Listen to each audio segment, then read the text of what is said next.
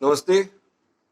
मैंने ऐसा सुना है कि मेरे कुछ दोस्त जो फ़िल्म इंडस्ट्री में काम करते हैं, उनसे और उनके कुछ दोस्त जो मेरे दोस्त हैं, उनसे ऐसा करके मैंने कुछ सुना है कि फ़िल्म इंडस्ट्री और टिपिकल फ़िल्म इंडस्ट्री जो जिसे हम लोग बॉलीवुड कहते हैं, जहाँ पे सबसे बड़े स्टार्स आमिर खान, सलमान खान, शाहरुख खान, अक्षय कुमार, इनमें से कोई भी आगे आकर विवेक अग्निहोत्री की जो फ़िल्म है, उसके बारे में बात नहीं कर रहा। और मैं सिर्फ कश्मीर फाइल्स की बात नहीं कर रहा हूँ। मैंने इसके पहले भी देखा है कि जब उसने विवेक अग्निहोत्री ने जब ताशकन फाइल बनाई थी, तब भी उसको कोई सपोर्ट नहीं करता। उल्टा उसके सामने समस्या ये थी कि वो उस फिल्म को रिलीज कैसे करे। अगर जी टेलीफिल्म्स वाले सामने नहीं आते, जी स्टूडियो वाले, तो वो नहीं बनती, वो फिल्म रिलीज भी नहीं हो पाती। तो इतनी बड़ी समस्या में किसी को क्यों डाला जाता है? और आपको शायद पता नहीं होगा, लेकिन जो लोग बॉलीवुड को जानते हैं उनको अच्छी तरह से पता है कि बॉलीवुड में भयानक लॉबी होती है। एक खास ग्रुप है जो किसी दूसरे को चलने ही नहीं देता। गोविंदा तक की फिल्में रिलीज नहीं होने दी है। तो ये मतलब विवेक अग्निहोत्री को क्या मानेंगे? खैर, हमें बॉलीवुड का पॉलिटिक्स नहीं डिस्कस करना। तो मैंने ऐसा सोचा कि भाई चलो, विवेक अग्निहोत्री ने जो फिल्म बनाई वो उनको नहीं पसंद आई, तो कोई बात नहीं। मैं थोड़ी ना विवेक अग्निहोत्री की बड़ाई करने के लिए आया। लेकिन मैंने देखी एक और फिल्म जो बड़ी इंटरेस्टिंग थी, जिसका नाम था थ्री इडियट। तो चलो मैं आपको थ्री इडियट की सच्चाई बता दूं, ताकि मतलब वो मैंने जिन जिन लोगों को पूछा है वो बोलते थे, अरे बहुत सुंदर फिल्म है, जबरदस्त फिल्म है, बहुत कॉमेडी फिल्म है वगैरह। तो उसकी सही कॉमेडी आपको बताता हूँ थ्री इडियट की। कृपया अगर आपको ये पसंद आए तो चैनल को सब्सक्राइब कीजिए और लाइक कीजिए, वीडियो को शेयर कीजिए। तो थ्री इडियट में फिल्म की स्टार्टिंग में ऐसा दिखाया जाता है कि दो दोस्त मिलके एक तीसरे दोस्त की खोज में निकले हैं, और वो दोस्त उनको 5 साल से नहीं मिला। गौर कीजिए, 5 साल, एक साल में 365 दिन होते हैं। हम लोग 5 साल जब बोलते हैं तब कभी कभी सिक्स्थ ईयर, छठा साल कंप्लीट हो चुका हो या फिर होने को आया होगा, लेकिन 5 साल तो पक्के हो गए। तो मान लेते 5 और 6 साल के बीच में, मतलब 2000 दिन हो चुके हैं। ज्यादा से ज्यादा 2000 दिन, मैक्सिमम 2000 दिन। और जब वो उसको मिलते हैं तो उनको पता चलता है कि ये बंदे ने 5 साल में, मतलब 2000 दिनों में 400 पेटेंट रजिस्टर कर लिए। 400 पेटेंट। पेटेंट का मतलब होता है कि आप कोई इन्वेंशन करोगे। इन्वेंशन मतलब आज तक पूरी ह्यूमैनिटी में किसी को समझ में नहीं आई वो बात आपने खोज के निकाली, इसे इन्वेंशन कहते हैं। डिस्कवरी या इन्वेंशन, इसका पेटेंट हो सकता है। एक पेटेंट लेने के लिए 6 महीने तक का प्रोसीजर लगता है। तो थ्री इडियट में आमिर खान जो कैरेक्टर करता था, उस रैंचो नाम के कैरेक्टर ने, फुनसुक वांगडू, 5 साल में, मतलब 2000 दिनों के अंदर 400 पेटेंट ले लिए। मतलब हर 5वें दिन एक पेटेंट। मतलब बंदा खाना नहीं खाता था 5वें दिन, अगर पेटेंट घर पे ना आ जाए तो। मैं इंजीनियर हूं भाई, थोड़ी तो इज्जत रखो मेरी। 400 पेटेंट, 400। मतलब सुबह वॉशरूम में जाता तो नहीं डिस्कवरी करके आता है क्या वहां से? क्या बेवकूफी है? वो सारे देखते रहे, किसी को समझ में नहीं आया। लोग सोचते बड़ी इंटेलिजेंट फिल्म है। क्या बोले अब। और वो उस फिल्म में एक और किस्सा था ना, वो बेचारा, क्या उसका नाम, लोबो, जॉय लोबो। ही कमिट सुसाइड। वो सुसाइड कमिट करता है ना, वो जब गाना बजता है कि सारी उम्र हम मर मर के जी लिए, एक पल तो अब हमें जीने दो। और वो गाना जैसे ही खत्म होता है, तब तक इनका प्रोजेक्ट बन चुका है, और वो जो हेलीकॉप्टर के जैसा वो जो उसने बनाया था, जिसे अभी हम लोग ड्रोन कहते हैं, तो वो उड़ रहा है हवा में, स्टेबल हो चुका है। और उसके ऊपर कैमरा फिट कर लिया है, और कैमरा भी वर्किंग है। और सैडली वो जब ऊपर रूम के ऊपर जाता है तब रूम के ऊपर क्या दिखाई देता है?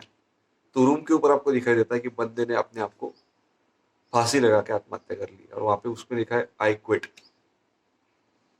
उसके बाद आमिर खान एक सीन में, जब इसका लोगो बीइंग ए क्रिश्चियन, तो उसको लोग दफन कर रहे हैं वो लोग। और दफन करने के टाइम पे जॉय के पापा बड़े रो रहे हैं, और आमिर खान अपने डायरेक्टर को, मतलब बोमन ईरानी को, बोलता है कि सर ये तो मर्डर एक्चुअली। अब मेरा सवाल है, मर्डर किसने किया फिर? क्योंकि जब जब लोबो अपने डायरेक्टर से, मतलब बोमन ईरानी से बात कर रहा था कि सर मुझे थोड़ा एक्सटेंशन दे दीजिए, थोड़ा एक्सटेंशन दे दीजिए, तो बोमन ईरानी ने बोल दिया कि नहीं होगा। और उसने उसके डैड को फोन करके बोल दिया कि आपका बेटा इस साल पास नहीं होगा।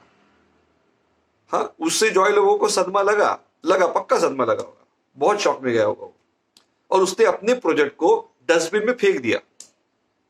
लेकिन जिस दिन डस्टबिन में फेंका उस दिन उसने आत्महत्या नहीं की थी, क्योंकि आमिर खान ने उस प्रोजेक्ट को पकड़ के रिवर्क करके कंप्लीट करके वर्किंग करके फिर शूट किया। उस दिन उसने जॉय लोबो ने आत्महत्या की।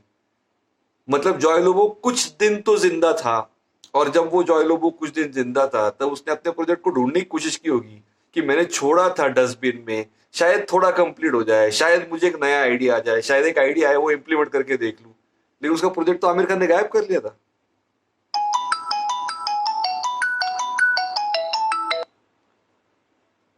किसी बंदे का फाइनल ईयर का प्रोजेक्ट अगर कोई चुरा के ले जाए तो उसको तो आत्महत्या करनी पड़ेगी। ये तो आमिर खान ने किया है, रैंचो की वजह से करना पड़ा है।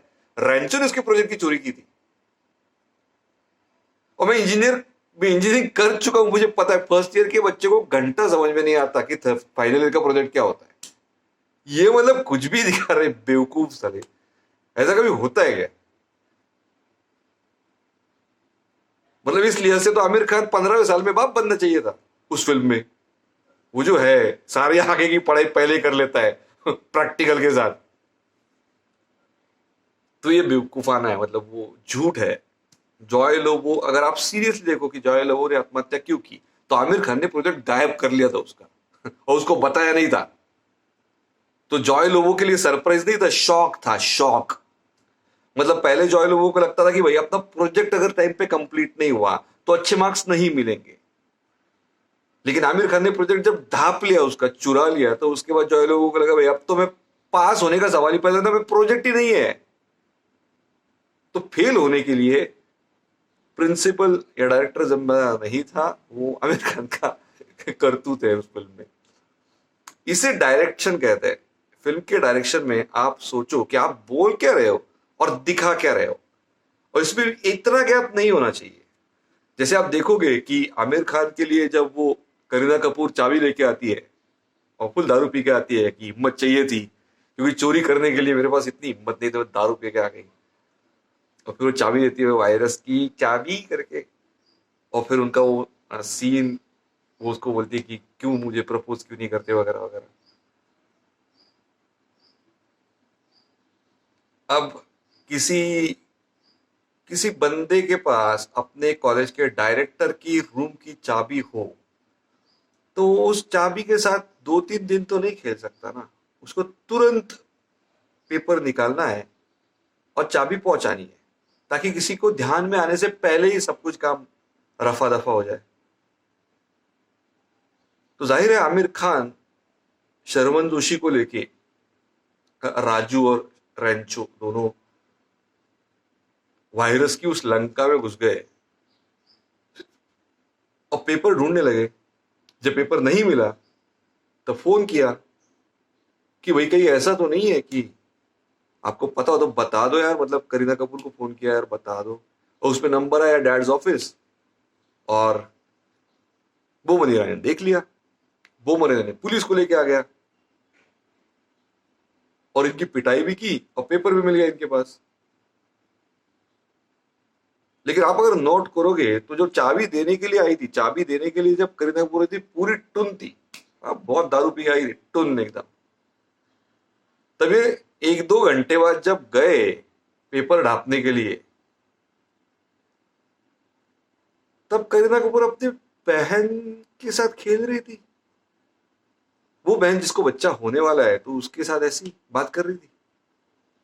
दारू फिर उतर गई। ऐसी कौन सी दवाई भाई, 2 घंटे में दारू उतर गई। तो ये फिल्म में जो कंटिन्यूटी दिखी जानी चाहिए वो इनको समझ में नहीं आई, राजकुमार हिरानी को समझ में नहीं आई।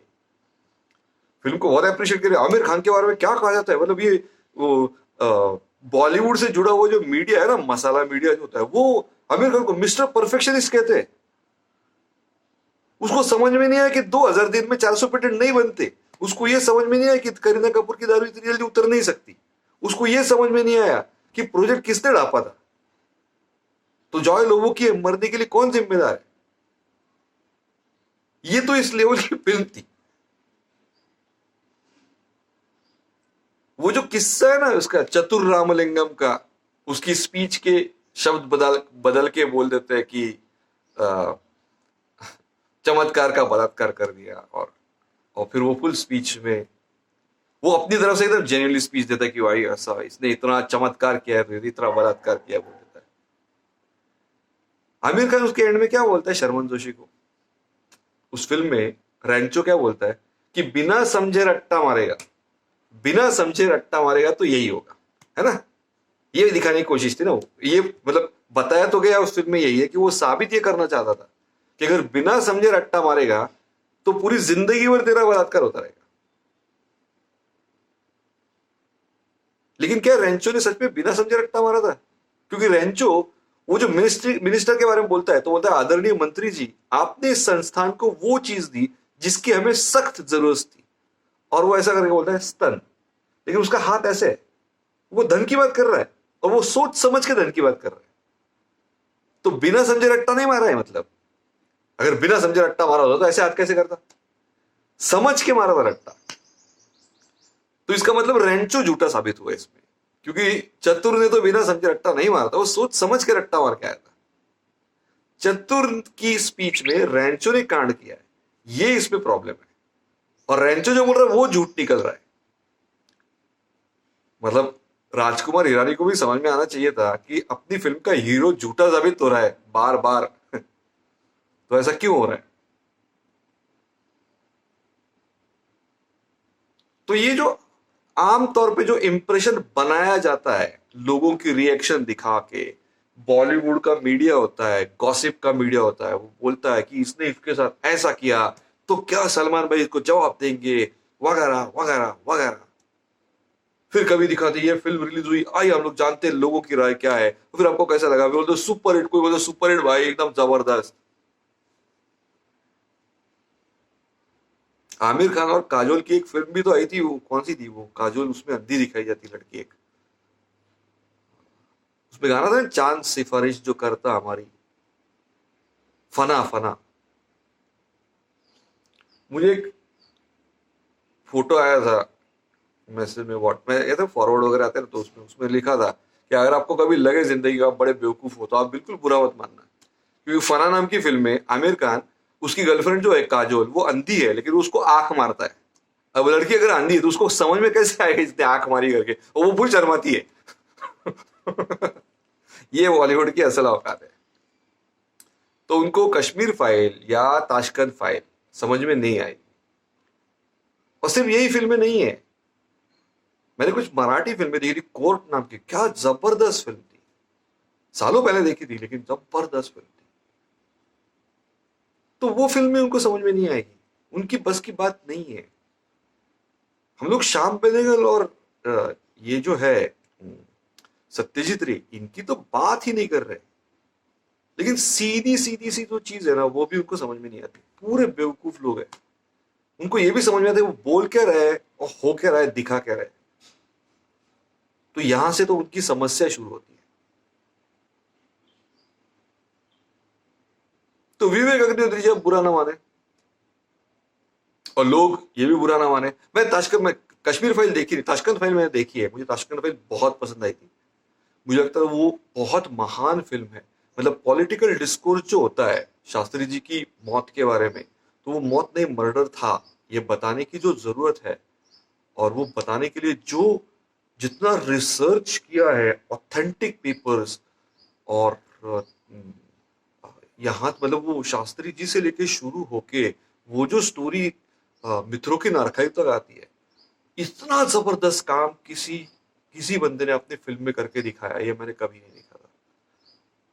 अगर आपने नहीं देखी मतलब तो प्लीज देखिए, और मित्रों के नारखाई तो आपको पढ़िए, आपको समझ में आ जाएगा इस देश में एक्चुअल में हो क्या रहा है और करते कौन है। मतलब जो करने वाले होते हैं वो बाजू में रह जाते हैं, वो सिर्फ प्रॉफिट देखते हैं, और यहाँ पे बिना वजह बंदे एक दूसरे से लड़ते रहते हैं। तो इसका बहुत सही डिपिक्शन आपको मिलेगा ताशकंद फाइल और मित्रों के नारखाई समझ के।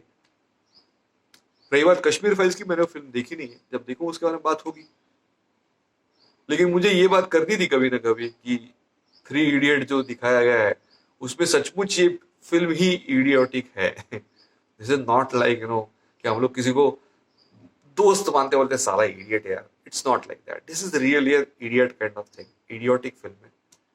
तो आई होप अगर आपको पसंद आए, डू लाइक द वीडियो को लाइक करें, अपने दोस्तों के साथ शेयर करें और प्लीज इस चैनल को सब्सक्राइब करें. Thank you.